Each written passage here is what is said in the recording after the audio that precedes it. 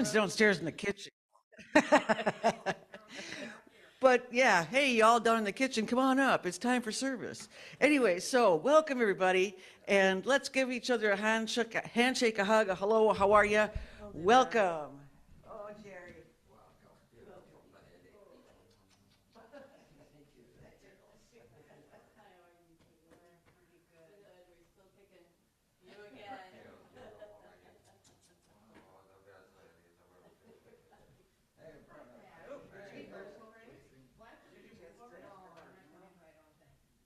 You're not going to?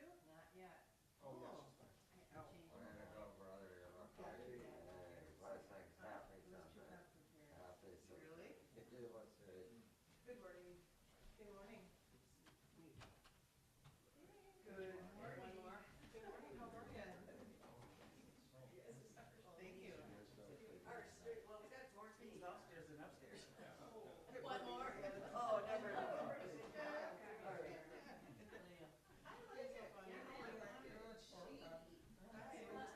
Morning, stranger. So you're gonna sing? What is yours?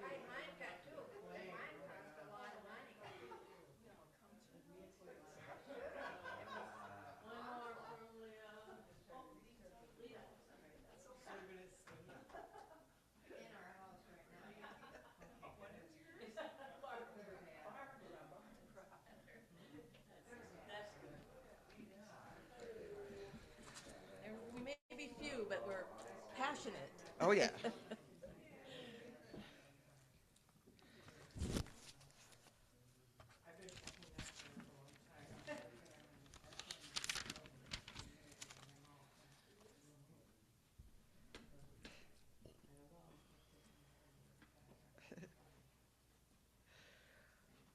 All right. Well, welcome once again. And I will read our statement of intent. We are fortunate to have a variety of speakers for Sunday services. By using guest speakers, we gain wisdom from all those who share. This is the church where you can worship the God of your own understanding, a place to experience joy and be uplifted, a place where we can gain strength and inspiration to share with all we meet throughout the week. We invite you to join us in this celebration of life, to nourish your spirit and to enjoy the company of kindred souls. So at this time, our lovely speaker, pianist, the whole nine yards, is going to, are you going to give us our invocation and then sing our opening song? Yes, that's what we're going to do. Dear Mother, Father, God, enter here into our bodies and bring us this awareness that we are made of love. And as we move forward in our service today, let's open up our hearts to our reformation and our resurrection and our community communing amongst our loved ones. Amen. All right, so our first song is Let There Be Peace on Earth. You can find the words on the white card, or it's number 3 in Wings of Song.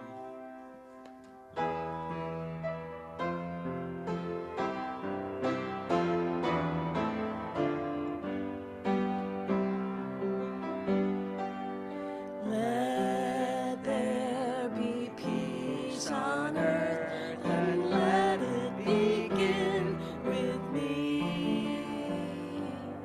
Let there be peace on earth, the peace that was meant to be, with God as creator, family all are we. Let us walk with each other in perfect harmony. Let peace begin with me. Let this be a moment now, with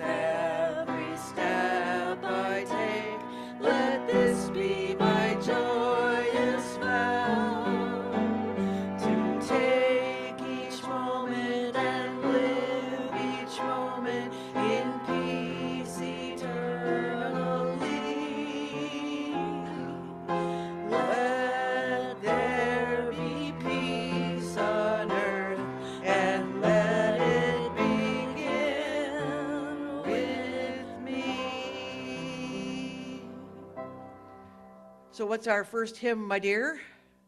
Our first hymn is hymn number 347. 347. Just a silly little song we're going to sing. It's just silly. Okay. Oh, it's great. Great. Absolutely great. Well, it's great to be alive today. Oh, it's great. Great. Absolutely great. Well, it's great to be alive today.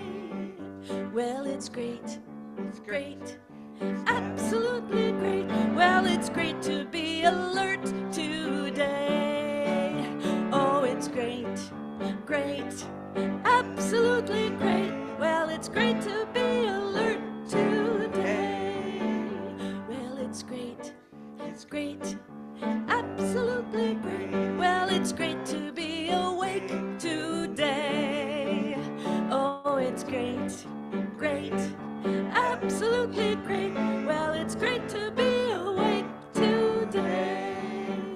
Oh, it's great. Great. Absolutely great. Well, it's great to be so joyous now. Oh, it's great. Great. Absolutely great. Well, it's great to be so joyous now. One more time. Well, it's great. Great. Absolutely great. Just to feel enthusiastic now. Oh, it's great. Great. Absolutely great. Just to feel enthusiastic now. All right. Great. You think It's great. Everything's great. Okay. Well, welcome again, everybody. My name is Sue Brewer, and I am the president of the Board of Trustees here at Lake Superior Interfaith Community Church. Our speaker today, and our piano player today, and our singer today is Barbara With, and she has a message for us about the Summer of Love. This is what we're talking about today, the Summer of Love. Some of the announcements we have, Monday, the Unity Group, they are meeting at 6 o'clock instead of 6:30 that they used to. So 6 o'clock on Mondays, and they are reading the book, Mary Magdalene Revealed. This is Carol's copy of her book, the book that they're reading. So if you want to take a quick look at it or have any more questions, Carol will be able to help you out with those answers. On Tuesdays at 1 o'clock, the Law of Attraction group meets in the library area, and they are watching Abraham and Wayne Dyer, an Abraham and Wayne Dyer video with discussion during the meeting after they do what they're watching. This afternoon, after the service, we have Pam. She's down there in the library to help you out with some intuitive stuff. In fact, today is a special day. She says, discover your monthly cycle number that reveals potential opportunities or challenges you may be faced with in May. She said, I will also close your consultation with an angel message. If you're interested, get your results printed, get your printed May calendar chart for $5. And then she also has opportunities to sign up for future readings. If you want to get some readings done from her, check out the sign-up sheet downstairs. Next week we have Connie Carter. She will be speaking next week, but before I get into that, she will also have prayer treatments after the service, and possibly, if you're interested in getting more information about what she will be talking about, she's offering a deep dive session. So let us know if you are interested in something like that, or let her know for sure. And she's going to speak about, if God offers you the kingdom, will you accept? Yeah, I don't know. It's like when you get something free on a game or something. It's like, oh, I don't know if it's really free. Just kidding. Okay, anyway, so any other announcements? Does anybody have any other announcements they want to talk about? I just want to talk about one thing really briefly. This afternoon, the board is getting together to do a workshop with Kim Lutke to envision where we want to move forward and how we can manifest that vision. So after lunch and after y'all are probably gone, we'll be working hard to figure out where we want to go from there. But we want you to think about the same questions. What visions do you have for the church, and how can we manifest that? So if you come across a saying, a poem, a picture of whatever, something that inspires you, we want you to add to our visioning board throughout the year. So that's coming up this afternoon. All right. Any other announcements? Okay, so then let us grab our little white cards and read our church principles. All right, so we believe God is the eternal source and creator of all and is present in everything. Our eternal soul, endowed with free will, grows through many lifetimes. Communication occurs between the physical and spiritual worlds. Prayer and meditation strengthen our connection to the divine. All healing comes from Source. Seeking this for ourselves and compassion for others' suffering is the highest priority. Because we are all one, what we do unto others, we do unto ourselves. The choice of love is always open for every soul. Living these principles leads us to grow in divine love. So at this time, let's flip the card over and let us read the prayer for spiritual healing. I ask the great unseen healing force to remove all obstacles from my mind and body and to restore me to perfect health. I ask this in all sincerity and honesty, and I will do my part. I ask this great unseen healing force to help both present and absent ones who are in need of help and to restore them to perfect health. We put our trust in the love and the power of God. So at this point, are there any names that we need to put into the healing bowl, which if somebody could grab the bowl and bring it up, that would be great.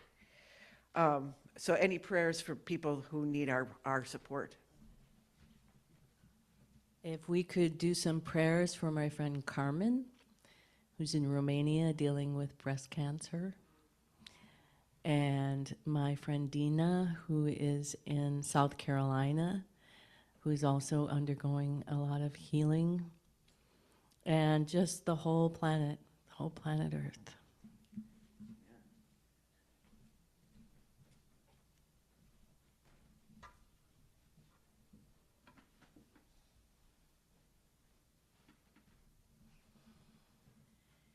Just continued healing for Denise Jackson and also for Carolyn Sheets. I know Carolyn is getting better and better, but she appreciates our healing. What happened to Denise? Pardon me? What happened to Denise? I don't understand. Denise. What happened to I what? don't know what happened to Denise. I just Oh. know she's having an issue. I don't know. Okay, maybe Somebody it's not else even knows. my business. I can't remember. I've heard something about it, but I don't know. Okay. Any other prayer requests?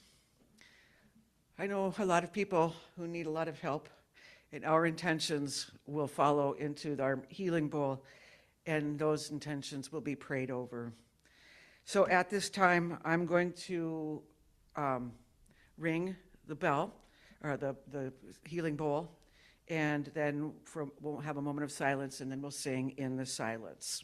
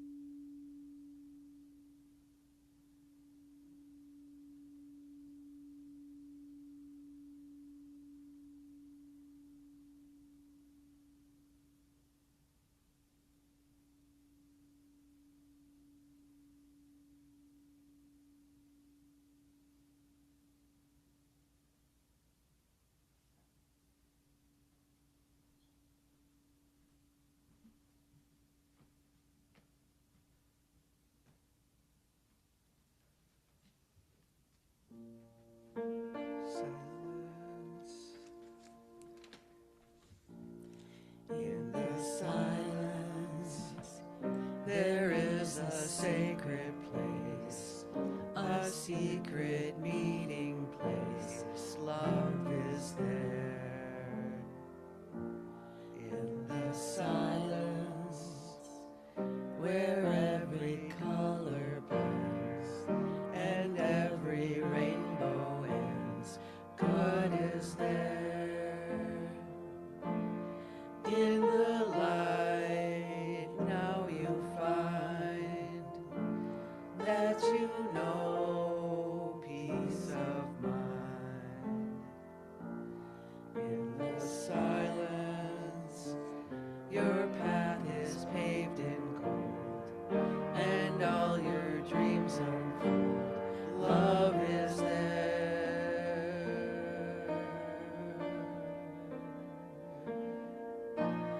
Peace is there.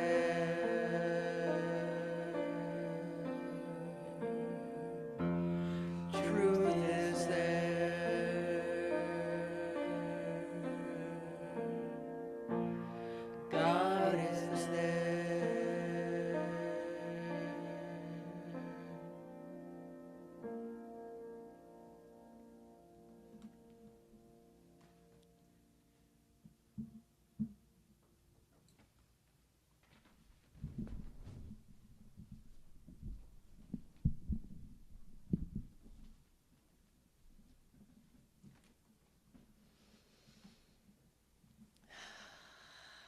So let's do a short inward focused meditation into the silence within us.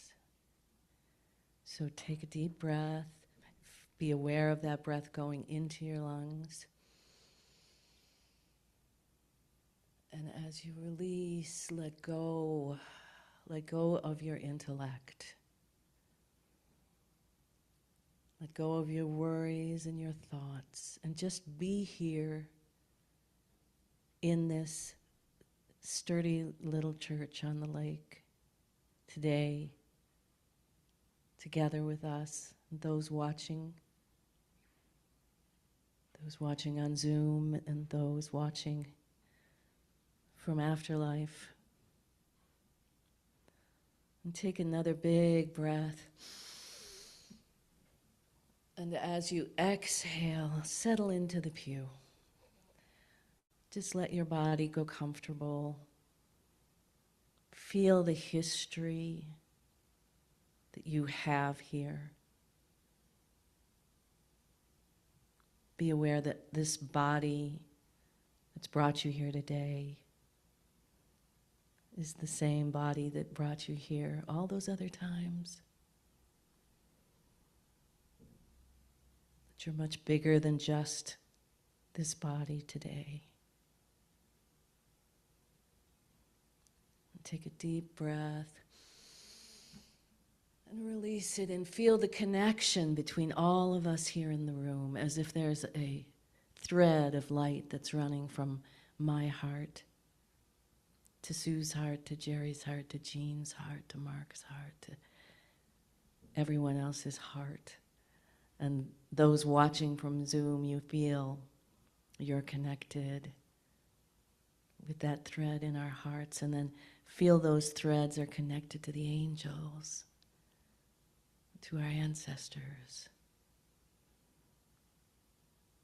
And feel that energy that's flowing through that thread of love, compassion, connected.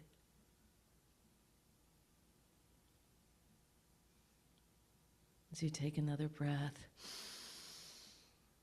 imagine you're out in the heavens and you're looking down on the earth, and you see where Minnesota is. You maybe see Lake Superior, but you can't see the church. But you know we're here. And we're connected through those threads of light. And you see we're connected through threads of light to all of the humans who have ever been here, who are here, and who ever will be here. This is who we are. We are God.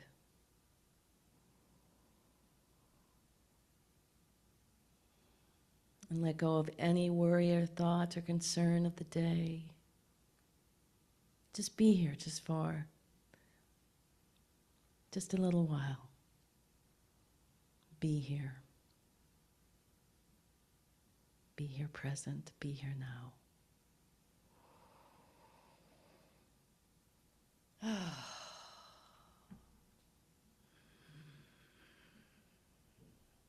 When you're ready, come on back to the room and to your body. You can look and see everyone that you're attached to, sitting right here in front of us. Good morning. Good morning. Good morning. Good morning, as Jerry might say. So it goes without saying, even though I will say it, I am so very grateful to be standing here in person with you today. This church is amazing, and I've been away for most of the winter. I've been working on Sundays, so I haven't been able to come even in Zoom. So it carries me, and I hope you all feel the same way too. For our everyday service, our everyday experience together, it's pretty darn sacred. That's what I feel. So thank you for having me. And today I picked the Summer of Love, or it was picked for me because I'm going to do some channeling, and the angels and the ancestors will have a special message, I hope, of inspiration as we're moving into summer, except for here in Duluth, where now it's going to drop down to back to being winter again, but that's okay. We're used to it. We come to expect it. And but before I do that, I want to share some experiences, some pretty profound spiritual experiences I've had this winter. And it ties into this theme of the Summer of Love, how we're going to become love. That's the mission. And this inspirational message is to inspire us to commit and continue to strive to become love. And so I'll just tell you my story. I started out, I came here, I think in October, I was my last time here, and I had been headed to Georgia, but those plans fell through, which in the moment when they fell through was pretty devastating. There was a huge sucking of air out of my lungs because I'd rented my house and I was all ready for this, and it's like, where am I going to go? And luckily I have some dear friends who have adopted me now as the fourth sister in their family down in Madison, and said, come live with us. We've got plenty of room. And part of the family, they have the house next door is their mother and their sister live, and then they have a house, all the kids are gone, they have a huge garden, they call it the compound, they've got chickens, and the woman next door has pigs, and this is in the middle of Madison, so I felt pretty blessed right there. But then I thought, well, I really have to work. I'm not in a financial position not to be able, and I thought, what can I do at this age? I'm so old. I'm so old. And I couldn't bartend like the old young days and couldn't sing. And I thought about teaching piano, and I realized that wasn't going to work either. And then I thought about maybe a bakery. I love to bake, but you're on your feet all the time. And the same with a bookstore. And my host and hostess drove cab for years, drive cab, for Union Cab in Madison, which is probably the only worker-owned taxi company I've found yet. I've been looking across the country to see if there's any other models of this business that's been running cab since 1979, and it's worker-owned. And I knew about them because I have been at Rebecca and Adams often and seen their participation in this job that they have, and always thought it was interesting. And I thought, well, it's sitting down. I get to be around people, right? Like, that's what I loved about bartending. I didn't like making people drunk, but it was. So I passed the test, and I went in and took all the training. It was very extensive. This isn't just an Uber where you get a license and hook up and then you're done. There was defensive driving classroom and defensive driving on the road and sensitivity training and days with the drivers and IT learning, how to do the software, how to do the bookkeeping, how to report the things. And it was really overwhelming at first, which I highly encourage everyone to do something that's really overwhelming, because it forces you to start to fire on, be like, no, I can't. Yes, you can. No, I can't. Yes, you can. And pretty soon you can. And then there's all the accomplishments that goes along with the uplifting of, I did it. And so my first day was the first of the year, and I was totally unprepared for the deep spiritual nature of this job. My hope was that I wouldn't get stabbed. To me, that was like, would be a crowning achievement if some crazy person dig in my cab and kill me. And, but Union has different accounts. So they have accounts with IRIS, which is the government organization that provides transportation for the disabled. And hospitals, so when somebody gets out of the emergency room in the middle of the night, the hospital pay for the cab ride home, or the hospital, after a stay at the hospital, they'll pay to, and even 3 hours away, they'll pay the cab company. So, and then we have an account with, I don't know what level of government takes care of the rides for the homeless, from the homeless shelter that kicks you out at 7:30 to the day shelter that kicks you out at 4:30 p.m. and where you go back to the homeless. So there's a huge swath of people who live this life, going from the homeless shelter to the day shelter to the day shelter to the homeless shelter. Most of them have walkers, many of them have wheelchairs, and so that was a good deal of the service. And so I totally was not prepared for what was going to happen when I began to transport people. And it started off to realize that I'm doing this a great service. I have this person in my cab for 25 minutes, maybe 20 minutes, the homeless people. What can I do in that 20 minutes while I'm there with them to become love? I mean, I have no idea. But if while they're in my cab and I'm creating this space where I am exuding love and healing and all the things, and being Jesus, and maybe just sitting in the cab in that energy. You know, they said Jesus, you could just touch the hem of his garment and you'd be healed, because his energy force was so aligned to compassion and so powerful. And the angels used to tell the psychic sorority that when you get to this place where you are aligned to compassion, truly starting with self, where you have learned to self-love, then you'll be able to have that same exuding force just sitting in a bus. You don't have to say anything, you don't have to teach anybody anything, you don't have to demonstrate, you just have to hold that space of compassion and love and truth, the truth of the universal understanding that we're all one and that we're here to learn to love. And so that's a kind of a tall order just to drive a cab, but it's me. So this was my experiments that I was doing. And as I got to know people and got to understand, I could see the power this is. And for example, one of my last rides before I left for the summer was taking this vet from the VA. It was probably an hour and a half out into some tiny town in western Wisconsin down there. And we were just talking. We were talking about fishing, and I was talking about Lake Superior fishing, and he was talking about his fishing boats and the this and the that. And we got to his house, and he got out and he said, I live alone, and a lot of cab drivers don't want to talk. And you have made my entire week that he got to talk about his fishing that he can't do anymore. And that was my tip. That was like, you just paid me because I'm just yakking about my silly fishing excursion with my ex-husband on Lake Superior. It's like, that meant so much to him to have that contact.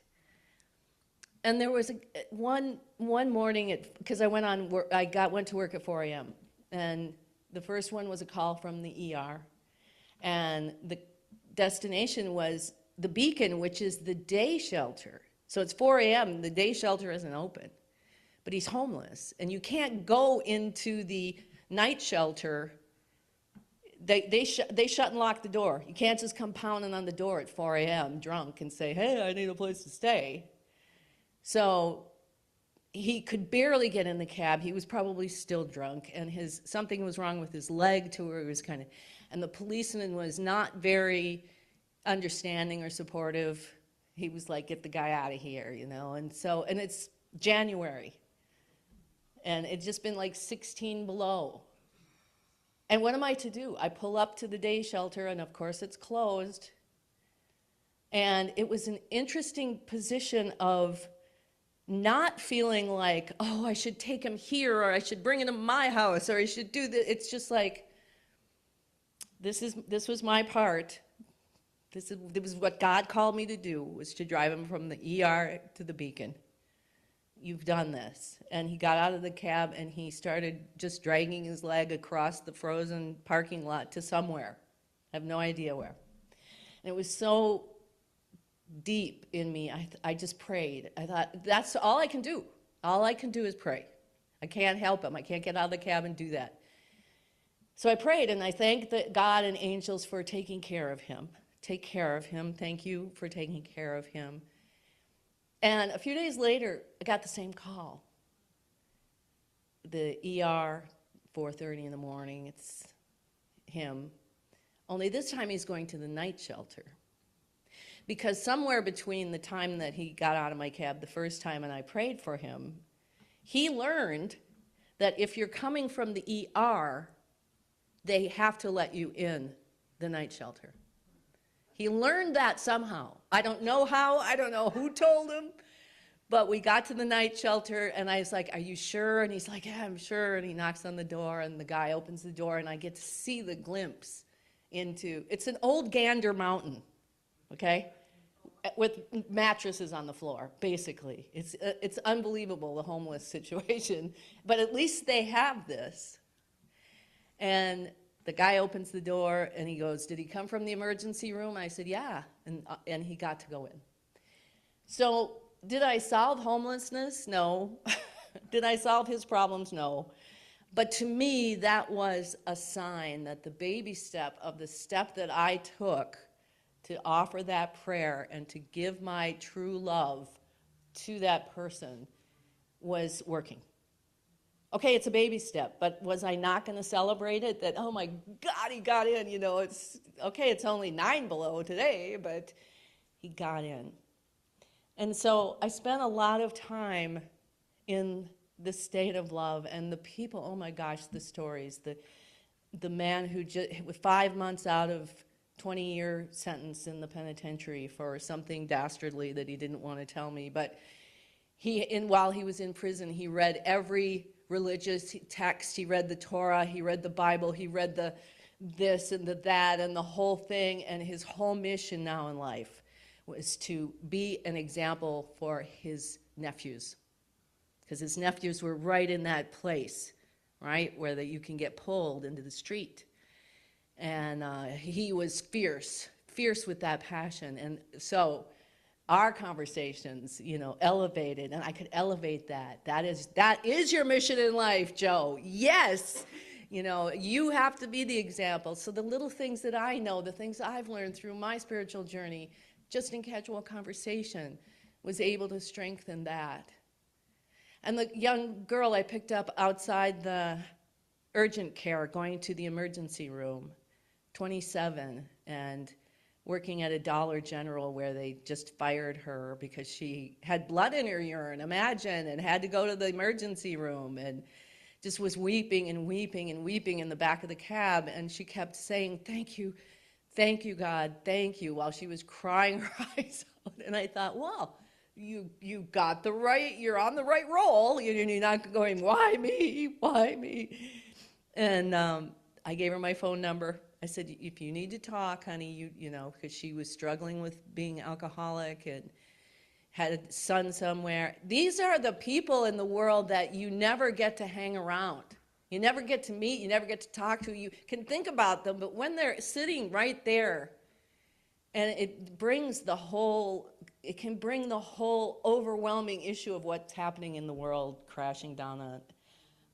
But it also is an opportunity then for us to stand up and be that love that we're supposed to be. And it's sort of my new calling. I feel like I get one-to-one, one person at a time access. And while I'm also involved in this amazing organization. But anyway, so I just don't want us to underestimate ourselves in this capacity. You know, I do readings all the time. People come like, what's my purpose? What's my purpose? To become love. Oh, yeah, that. No, what's my purpose, though? You know, what? Are you supposed to be a jockey? Are you supposed to be a minister? Are you supposed to be a this or that? I don't know. Because once you learn to love and practice self-love, now you're able to turn that on the rest of the world, one person at a time. And the people who trigger you, who were so quick, we were always so quick, you know, oh, that person doesn't respect me. They're just this and that and this and that. Well, okay, what are you going to do about it? Are you going to resist and fight back, or are you going to become love like Jesus and just become love? Because you know what? I think we're all here. I was saying this is my 28th year here, and I know many of you have been here longer than that, and then we're gone. So let's take this summer to be this new level of awareness and consciousness and intention. And it's hard to love yourself. It's the hardest thing. When you're beating yourself up, when you're feeling shame because I had an accident, my first accident in the cab. Was so minor you could hardly tell there was a scratch on the car, but I had to go through all the process of filling out the forms and doing the deal and blah, blah, blah. And I could feel this little voice wanting to creep in of shame. You know, oh my God, look at you. You haven't even been a cab driver for 3 months and you've already had an accident. What's wrong with you? It was just like, I'm not going there. I'm not doing it. I'm going to deal with what's at hand with as much love in my heart for everybody involved, and God will take care of the rest. And boy, life works a lot better that way. It doesn't make all that stuff go away, but it makes this stuff calmer, healthier, more thriving, more in touch with the everyday spirituality I think that all of us here and who are listening are striving for. I mean, that's why we come here, is to strengthen our connection to that divine. So it's always there, don't forget it. And so I would like to do just a little bit of channeled message. And I have a microphone up here. If at the time where they say open for questions and conversation, you want to ask something, please come up to the mic and ask, just so other people listening on Zoom can hear as well.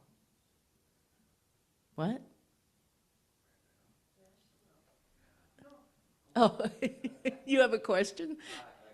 All right. So, all right.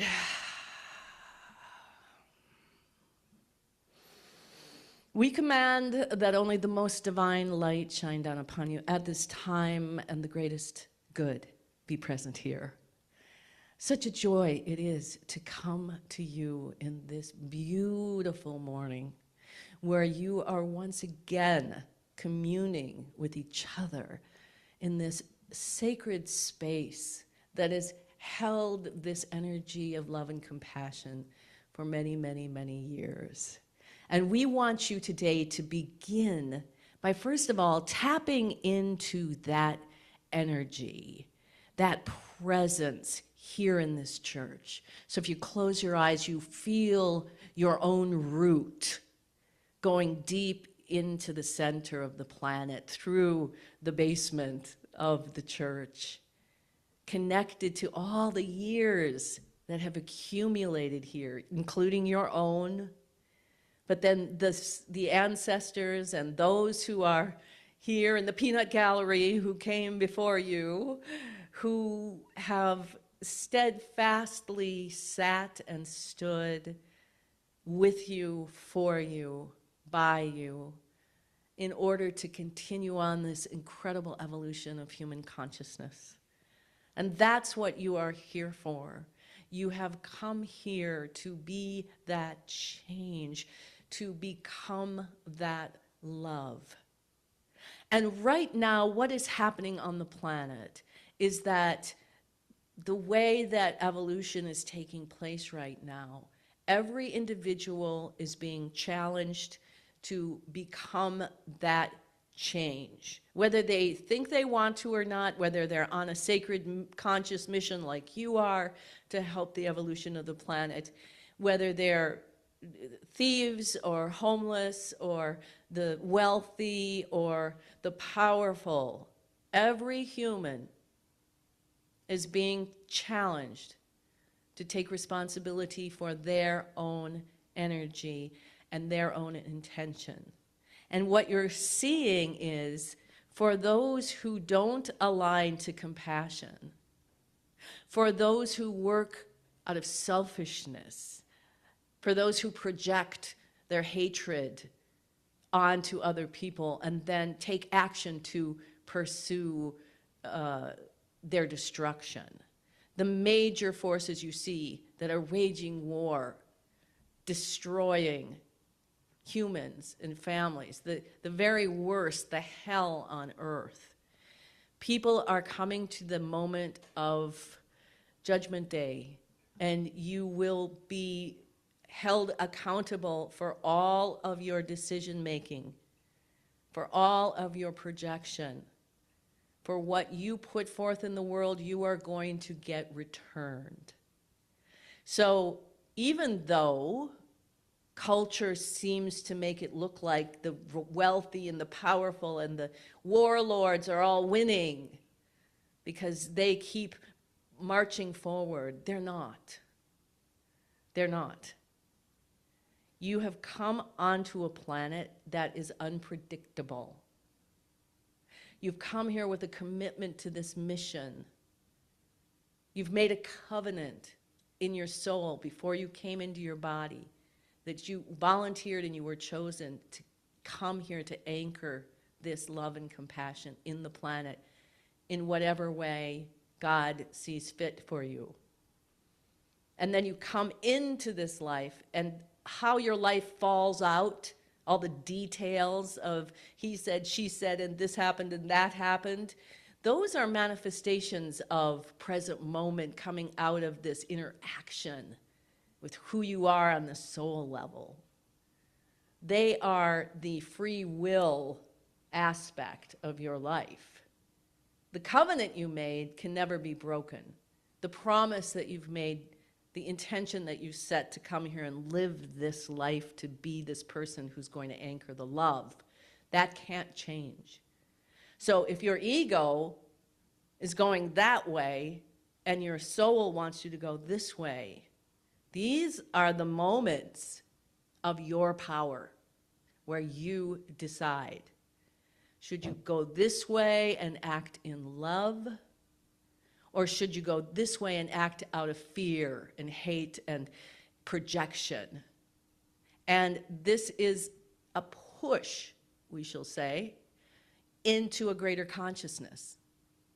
So if you think about your lives and how when you were younger, you were not anywhere near as conscious of how things work, of what your decisions were. You were more making decisions sort of by the seat of the pants, just flying along. And then you created things that forced you to have to be aware. And you made a step. And then you made another step. And you went through more trauma and made another step.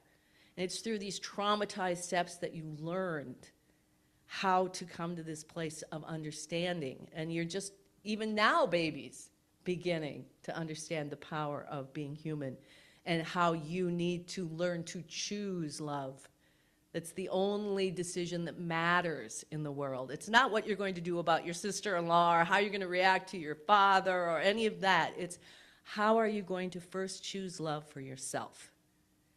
And because that seems so benign to some people, they overlook it. But that's why we're coming here today. And we want you to go into the summer really making this intention that you're going to make it the summer of love. The term summer of love, of course, came from a time in American culture back in the 60s when the predominant role of leadership was done by hippies and Jesus freaks. And it was called the Summer of Love for other reasons as well, but it was because there was this soul expression emerging from hearts all over the world of peace and love and calm, not worry. And we're taking this and inspiring you, we hope, to want to set some goals for yourself. And it's always good if you're committed to your own evolution to make a finite plan. There's always going to be another one. One step is always going to lead to another step. So if you make this plan and you think about the summer, a time of experimentation where you can watch yourself and intentionally say, yes, I'm going to do this. It's not always going to be easy. You're going to get triggered and you're going to want to blame someone else and you're going to want to get into the fight, the back and forth, the he said, she said. But instead, if you step back into the silence where God is and commune, what it means is you're going to learn to teach yourself to process deep emotion. It's the most difficult thing for humans to intentionally do, to process and release some of the deep, not so loving emotion. But the more that you do that, the more you love your hate. The more you love your bitterness, the more you love on yourself, the more one step at a time you transform one more bit and one more bit, and you don't need to get overwhelmed or underserved by thinking you're not doing enough or you're not good enough or surely somebody else is doing it better than you. No, you're the only one who can love yourself in this way. You're the only one. We can send in armies of humans to love all over you, and if you don't love, if you can't absorb it yourself, then it's a loop that isn't getting, it's like food that's undigested, unabsorbed. So this summer, there's going to be some magnificent displays of this power. And so often you look at the negative things that are happening in the world, but you're going to see peace breaking out. You're going to see new movements, new opportunities to help bring love and peace to the world. And don't look huge. It's good to dream big, but think small, local, one person at a time. And that's the person in line in front of you at the grocery store. It's the person who's driving too close to you, behind you. It's one baby step at a time. And mostly, as you do this, the change that you'll feel is within you. Don't be measuring it by Don't be measuring it by the events on the international stage. Measure it by your relationship to yourself and how that's manifesting. Because if we're correct, which we know that we are, you'll begin to manifest synchronicity, flow, answers to prayers. And the more that you accept and acknowledge these baby steps, the baby step answers to your prayers, the more they're going to accumulate. And pretty soon, by the end of the summer, you'll have a completely new understanding of why you're here, the power that you have, and your satisfaction of yourself that you're practicing what you claim to believe, that you're embodying it. And that, dear friends, changes everything. So, with all of that said, we are happy to answer any questions or have any conversation that you would like to have. If there's anyone in Afterlife you've been wanting to ask a question of, feel free, or anything else you'd like to share.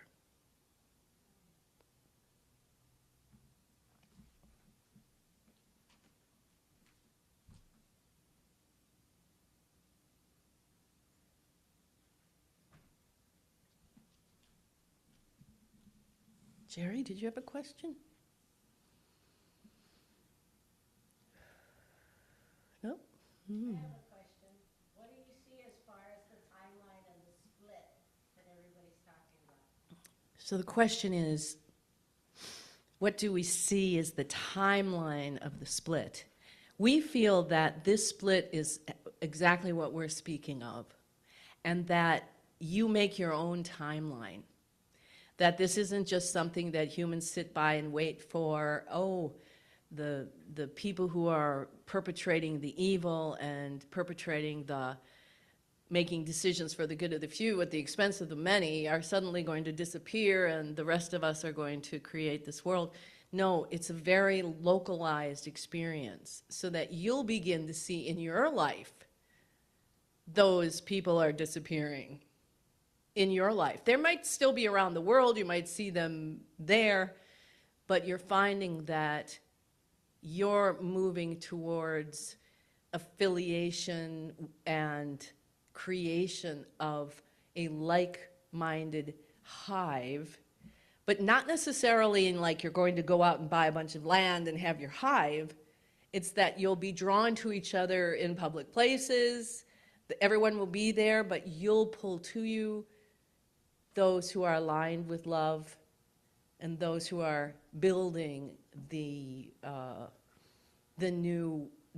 new reality that is based on love, because this is a works in progress and it's many centuries in the making, and you're at this exciting new time and you don't want to miss a moment of observing this change.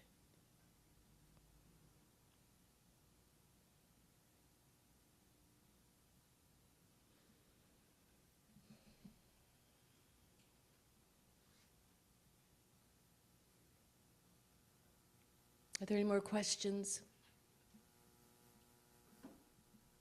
What do you see in the financial markets ahead? What do we see in the financial markets? We see a broad spectrum of everything.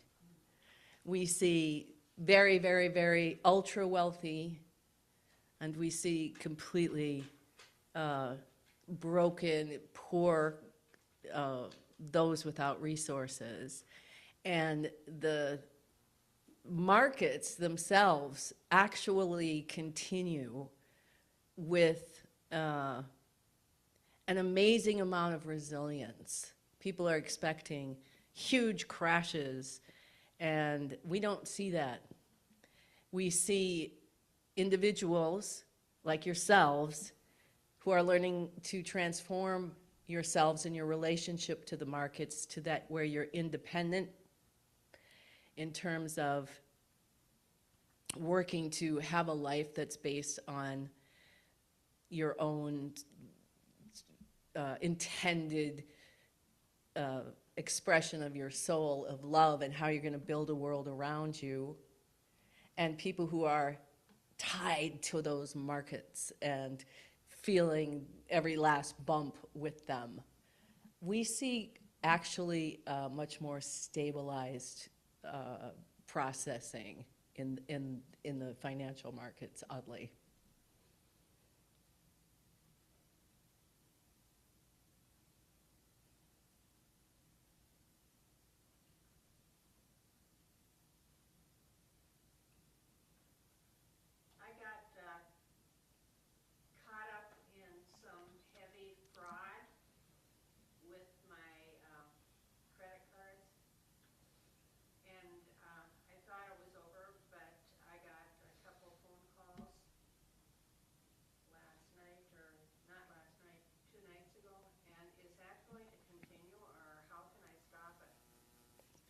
It will stop.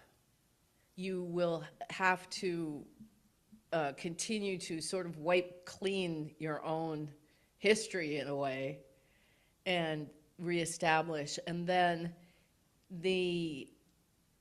those who are attacking, you can look at two ways. Is that there's ways that the financial, commercial people will help facilitate a new, what have you, new numbers, new credit cards, new ways to access your money, and then the ways that you will use them. But your fraud doesn't come from your misuse or your going recklessly. There's an enormous amount of advanced financial thievery that's being created all the time, everywhere. But we think that your awareness, you're working on both sides, on both with your financial people and also with the spiritual idea that you're attracting this for a reason, that there's some sort of metaphorical and esoteric fraud perhaps in a whole different sector of your life that really has nothing to do with your credit cards. And if you work on that too, of releasing some of the emotion around things in your life maybe that might be coming up that seem to have nothing to do with it. We're not saying that you've acted badly so you deserve the fraud, but there is an energetic tie because there's many, many people who never get hit by fraud.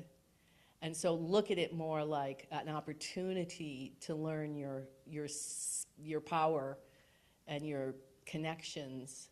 And there's a humility here because when you're working with this kind of energy and this kind of power, then you have to, at some point, surrender to God. God is basically in charge. You do your part.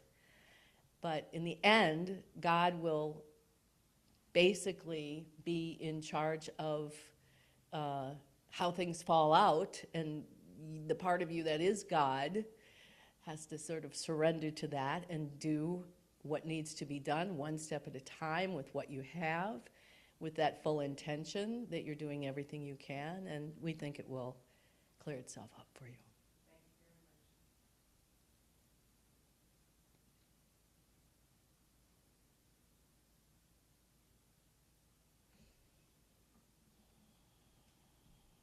We will, at this time, close the channel with our great gratitude. And we're going to demonstrate self-love in that we are a group of angels and ancestors, a party, really, that has been working with you since before you got here, and you will be here after you go.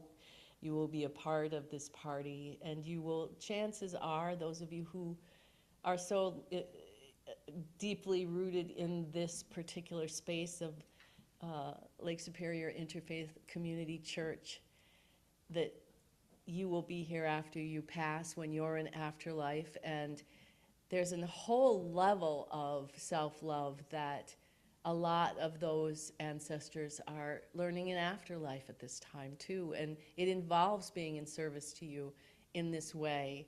One of the reasons the church was set up, to be able to communicate with those who had passed along so that they can bring their own wisdom to this intention to create love one person at a time, starting with you. And so never forget and never fail to participate and ask for help. Be thankful for the help of the divine that's always with you. Never take it for granted. Feel and breathe. And then as you move forward into the summer of love, commit to becoming this kind of love. And then you'll only need to watch and be amazed. Namaste.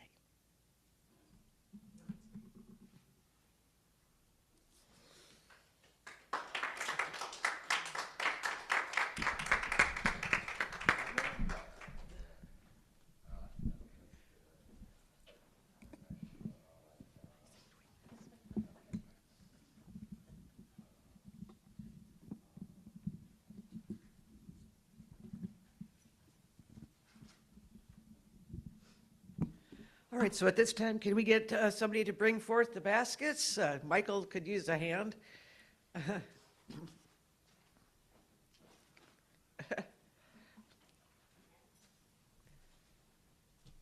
Thank you. So this is our offerings.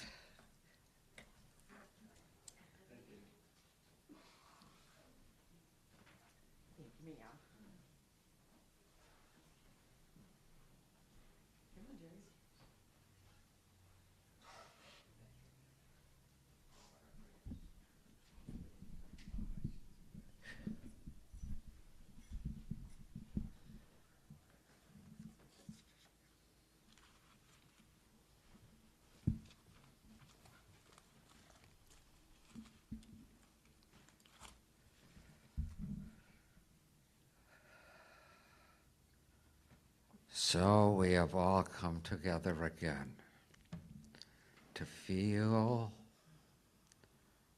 the great light, compassion, love, peace, and joy that we all are together.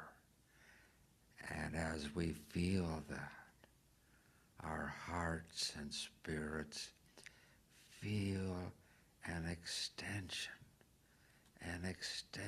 of light and love and peace and joy that we all are, each one of us is. And together we expand that feeling of light, compassion, love, peace, and joy together. Amen. Amen. Amen. Thank you, Jerry. So we have a song? Yes. We have another song, which is 27. number 27. Joyful, joyful, we adore thee. Oh.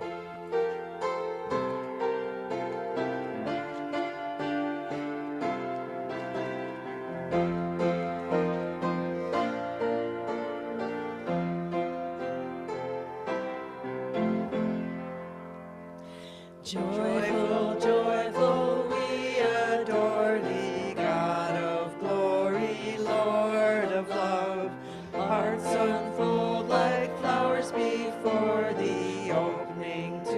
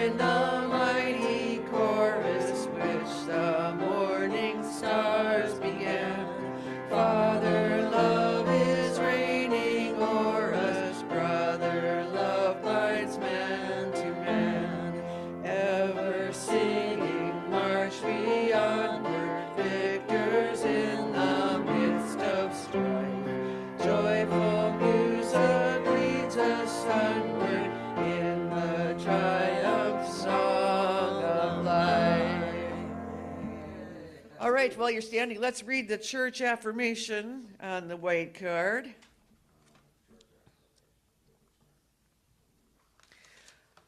We totally accept the belief that God is in charge of the affairs and direction of Lake Superior Interfaith Community Church. As our thoughts of trust and joyful anticipation join us in harmony with the thoughts of all members of this fellowship, we attract the right ministerial leadership and people to our spiritual community, and we are grateful. So let's get in a big circle, and we'll have a benediction while we're doing that. And All then- right, I'll just say it from here. How's All that? right. As everyone comes up. Dear Mother, Father God, thank you, and thank you again. Thank you for giving us this mechanism of love. Thank you for giving us these minds of Christ within us. And thank you for giving us the inspiration to make the most of the fullest, richest, deepest sacred space that we can. And we are grateful. Amen.